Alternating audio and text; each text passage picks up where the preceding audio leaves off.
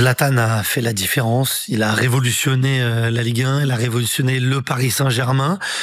Et vous avez une relation particulière, voire géniale. Comment elle est née, cette relation-là, entre tous les deux? Ouais, bonne question. Vous n'avez pas joué ensemble? Non, on se connaissait pas joué ensemble. Bon, je pense que la première chose déjà, je pense que ça doit être la langue. La langue, ça joue beaucoup. Quand tu peux parler avec quelqu'un, la langue, c'est une barrière. Hein. Si je te comprends pas, je peux pas te connaître, je peux pas réellement savoir comment tu es, ce que tu penses. Donc ça, c'est la première chose. Parce que moi, je parlais un peu anglais et je parlais italien. Même si dans notre relation, jusqu'à aujourd'hui, c'est quasiment qu'en anglais. D'accord. Avec moi, il parlait jamais italien. Il parlait toujours en anglais. Après, c'est marrant parce qu'il nous rejoint aux États-Unis. Là-bas, la première fois qu'il parlait avec moi, il me regarde, il me dit, tu fumes, toi? Quand il me dit ça, je suis un peu très détaché de ce qu'il me dit. Et je dis, c'est-à-dire, je fume. Il me dit, you smoke weed. Moi, je fume de la beuh, moi. Je dis, je fume pas du tout, ça va pas ou quoi? Il me dit, t'es trop calme, t'es trop cool. Tu fumes quelque chose, toi. En fait, pour lui, je fumais parce que j'avais une attitude de quelqu'un de très posé, très calme. Ouais, un peu... Et moi, je dis, ça va pas, non? Je dis, je joue, comment tu veux que je fume? Je dis, je fume pas, moi. Je dis, j'ai jamais fumé. Je fume même pas de cigarette. J'ai dit, je fume pas de weed. Et là, il me regarde, il rigole. Et on continue comme ça. Je vais te donner une anecdote, sans te donner de nom. Les mecs, ils voulaient l'intégrer. Ils lui disent, viens dans la chambre avec nous. Viens, on va fumer la chicha. On était en pré-saison, voilà, les mecs de temps en temps, ils se font plaisir, ils fument et tout, pas de problème. Les mecs sont dans la chambre, ils fument la chicha, ils lui disent, tu veux? Il dit non. Après, il me regarde, il me dit, tell them, the day I will smoke shisha, the day I will stop to play football. And that day, I will smoke shisha and I will also take cocaine. But until that, I will live like a professional and act like a professional.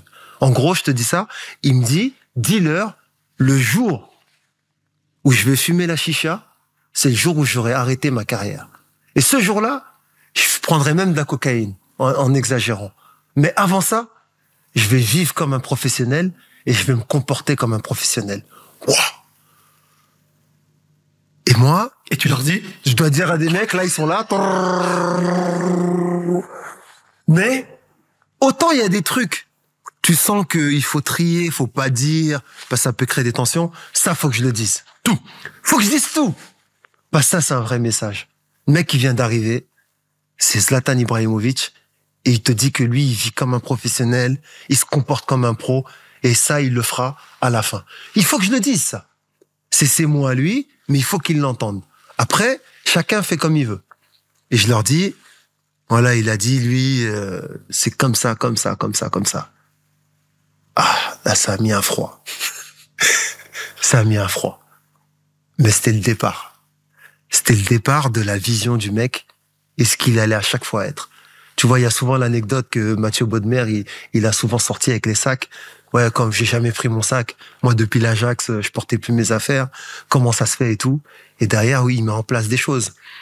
Mais les gens de l'extérieur, ils peuvent voir ça comme une espèce de caprice. Ouais, Zlatan Ibrahimovic, il veut pas porter son sac.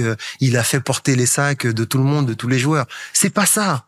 Moi, quand j'étais à l'Inter en 98, on portait pas nos affaires. Il y avait des intendants qui mettaient les crampons, qui mettaient tout dans une malle. Nous, on allait à la mise au vert ou à l'hôtel avec nos affaires personnelles et trousses de toilette, etc.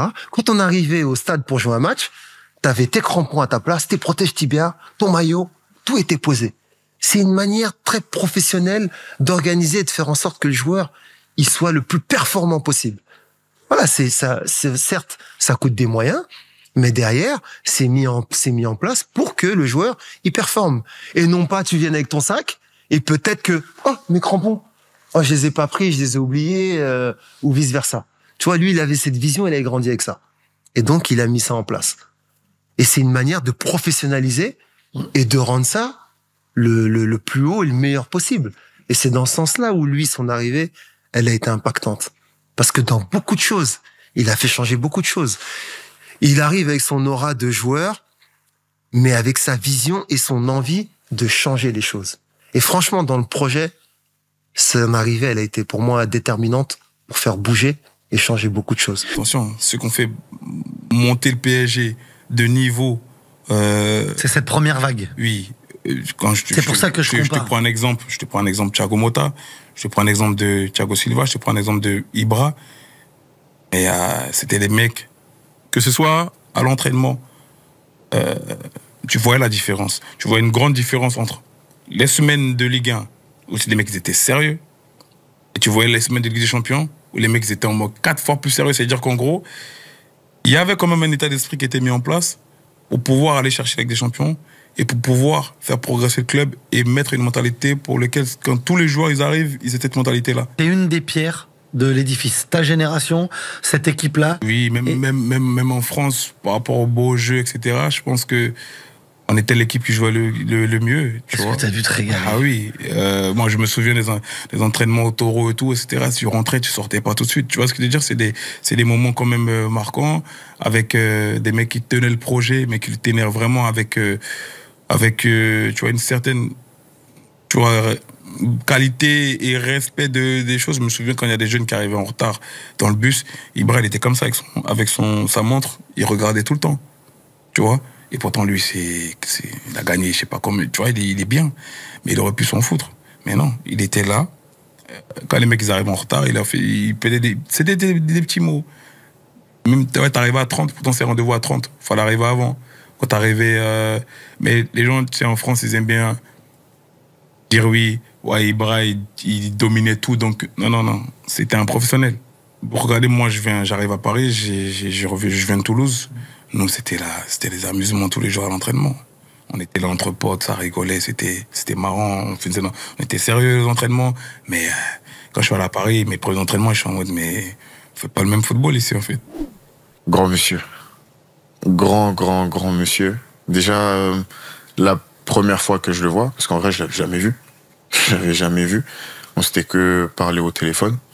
La première fois que je le vois, il est dans le bureau où se fait les signatures. Et il est de dos. Et tu sais, c'est des petites chaises un peu design et tout. Mais il dépasse de la chaise, tu vois. Et la chaise, tu vois, elle est assez basse. Du coup, il est un peu affalé et il dépasse de la chaise. Et c'est un long couloir et la porte, elle est ouverte et je le vois. Sa queue de cheval et tout, désolé, sa queue de cheval et tout. Du coup, j'avance et plus j'avance, plus il dépasse la chaise. Je me dis, mais c'est pas possible. Genre, c'est pas comme les gens, ils m'ont dit quand même. Et là, il crie, oh oh, Fofana. Et il se lève et j'étais assez proche de lui. Et je fais ça. Good.